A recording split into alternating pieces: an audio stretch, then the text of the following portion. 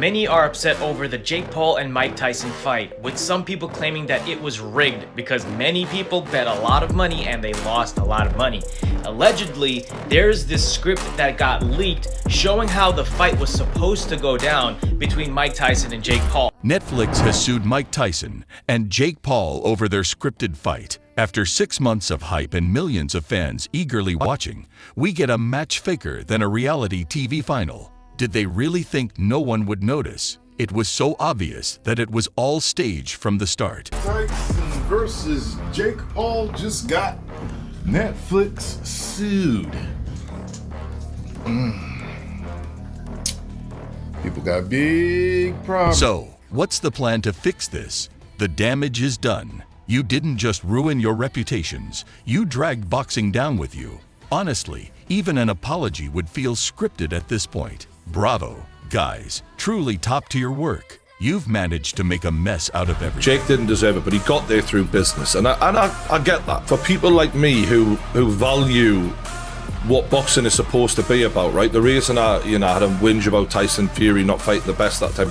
Fans eagerly awaited the ultimate showdown between legendary Mike Tyson and YouTuber-turned-boxer Jake Paul.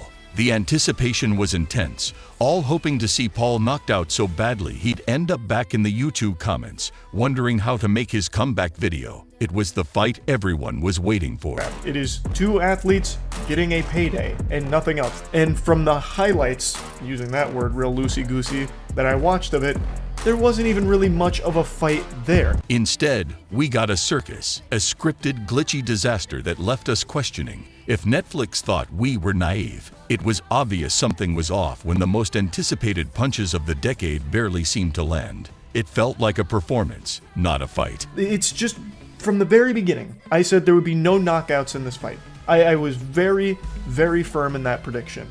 And there was no knockouts in this fight.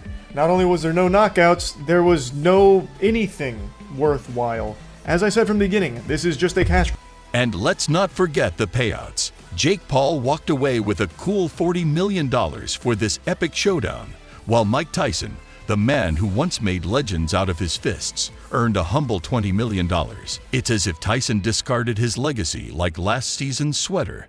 A quick cash grab with a few punches here and there for an instant payday. This deal makes you question everything about sports, money, and dignity. And what does Netflix get in return? Eyeballs, pay-per-view cash, and viral attention. It makes you wonder if they even care about sports at all. Forget The Witcher or Stranger Things. Their new hit show is how to get people to pay for fake fights 101. It's a deal built on spectacle, not integrity. Is this fight real? It's as real as all the money that's being bet. Yes, that's a qualified yes. There were certain differences from conventional fights or conventional male fights. There are 2-minute rounds. The whole thing felt like one of those terrible reality shows. You could tell it was scripted, but you watched anyway because you were hooked. Netflix doesn't care. They got us glued to our screens, wondering what circus act they'll roll out next. Who needs real sports when you can fake fights and rake in views? Nice one, Netflix. You really know how to cash in on a disaster. Now Netflix is acting like they had nothing to do with it. Really, you didn't know Tyson and Jake Paul might have just played a little let's pretend, a fight for a paycheck. Citing over 100,000 people complaining online, the lawsuit claimed that the boxing fans along with go to my Instagram. The fans definitely sensed something was off. The glitches, the weak punches, the strange energy. It wasn't just bad streaming. It felt like a poorly written soap opera. Instead of tears, the fans were left outraged by the whole spectacle. People keep emailing me and asking me, what did I think about the Jake Paul versus Mike Tyson fight? The reason I didn't want to talk about the fight and the reason I was so adamant that I wouldn't be talking about the fight while it was going on during stream is because it's just... Fans had been waiting for months, only to get a poorly executed, possibly staged mess that had viewers throwing popcorn at the screen. Now, with Netflix trying to dodge responsibility and point fingers at Tyson and Paul, fans aren't buying it. Cue the lawsuit, Netflix, because this live event turned into a corporate disaster. I do believe it was scripted, and I believe that Tyson was certainly held back. Look, I'm a fighter and I can see it. And trust me, the popcorn isn't the only thing getting thrown around. If the script didn't play out like that, maybe the whole thing was a setup. Who would have guessed, right? So Netflix went ahead and sued Mike Tyson and Jake Paul for the scripted fight. And honestly, it's well deserved. Mike Tyson, the man who once had the world trembling at the thought of his punches, now finds himself dragged into this mess with a YouTuber who thinks boxing means throwing a few slow punches for cash. It's a far cry from the legend Tyson used to be. I'm glad to see that, because if I hadn't saw that, I would be worried that this fight may not even be free. Tyson, my dude, you were a legend. What did you do? You tossed that legendary history aside like an old ratty sweater you couldn't even be bothered to donate. And then there's Jake Paul, convinced that getting punched for a living is a legitimate career. If there was any justice, both of you should have been sued for ruining the sport of boxing. Him flush on the chin. Tyson's leg buckle and he drops to the canvas. Then he's out for the count, but Tyson, despite his warrior heart, cannot beat the 10 count. Winner Jake Paul by KO. The real reason Mike Tyson and Jake Paul turned their fight into a circus: money. Tyson, once making millions by terrifying opponents, found himself in the ring for one reason. Netflix showed up with a fat paycheck. It was all about the cash. I believe that he was making the money he says he's making. Showtime Boxing wouldn't have gone out of business, and Showtime would have made sure that Jake Paul, the guy who somehow managed to make a career out of being a YouTube villain and punching people in the face for a living. I mean, come on, Jake. What are you even doing? You're out here making millions by pretending to be a boxer and getting paid for the kind of nonsense. Somewhat rigged. Now, there's varying degrees of arguments. The first is that Tyson was required to complete 8 rounds for money. Some say that's how it was rigged. He's not going to go all out to shut down Jake Paul because he wants $20 million. Here's the problem. In their quest for a quick payday, they both made a mockery of real sports. This wasn't about putting on a show. It was about doing the absolute bare minimum and getting away with it. Sure, Netflix probably told them to just pretend it's a fight, and nobody would care. But here's the thing. We care. We watch Tyson, whose biggest skill now is making viral videos, and Jake, the guy who needs a script to beat up an old man. That's a real low point for both of them. Mike Tyson fight. Interesting. Script. How so? What do you mean by just script? Weird. It's just like scripted in what way? No, I don't know. Now, look at the fallout. Script leaks, conspiracy theories everywhere, and suddenly everyone's questioning everything. Was this fight even real? Is Netflix now just in the business of faking everything for views? Well, X has spoken. The fight was scripted. Everyone is talking about this on X, and the script was actually leaked on X. Well, Tyson and Paul certainly helped open that can of worms. All for a quick payday. Bravo, guys, you both turned boxing into a joke and got paid for it. And now you're being slapped with a $50 million lawsuit for your trouble. Guess what? You totally earned it. Well done. Not only the fight was a big, but Netflix failed miserably.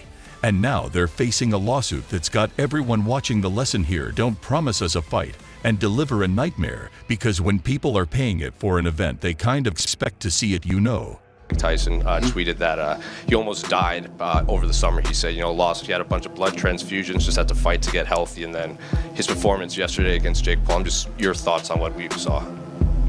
Mike Tyson was right, and I was wrong. The public reaction was ugly. If Netflix thought they could slide by unnoticed, they were in for a rude awakening. Fans didn't just tweet their anger. They were ready to burn down the internet. The fight was a disaster. The glitches were laughable, and it was hard to tell if we were watching a boxing match or a poorly scripted Netflix original. People were asking, is this real, or did Netflix decide to make another disaster movie?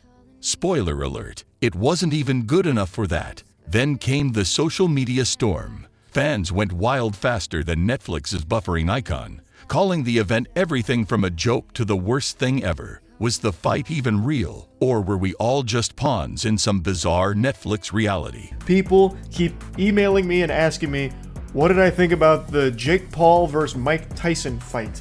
The reason I didn't want to talk about the fight, and the reason I was so adamant that I wouldn't be talking about the fight while it was going on during stream, is because it's just Influencers were already planning how to monetize the disaster. At least someone was cashing in on the mess. If this is the future of boxing, where every fight is a scripted spectacle, fans might just start punching their own TVs in frustration.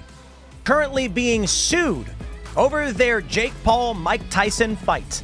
And it's not because people think the fight was rigged, though I have questions, and that's what we'll get into. It's because it didn't work.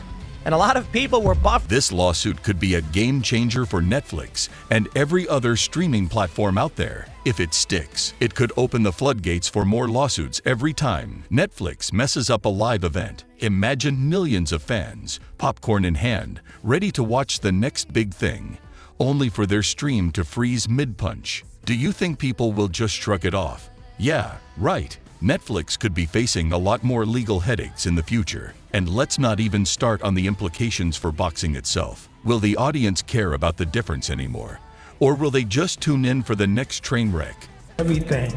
But my kids, to my children, I'm nobody. But that night they're going to find out their father's very special.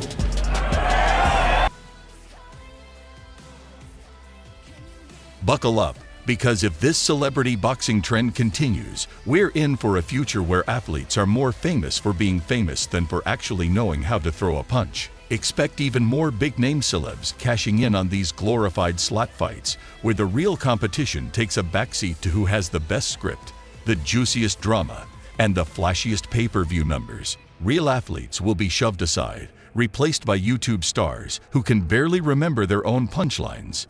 The question is, when will audiences finally wake up and realize they're just watching actors in gloves? As real talent gets drowned out by all the staged nonsense, will anyone care about the authenticity of sports anymore?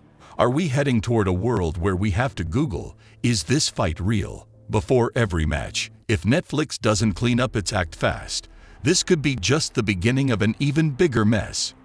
As for boxing, who knows?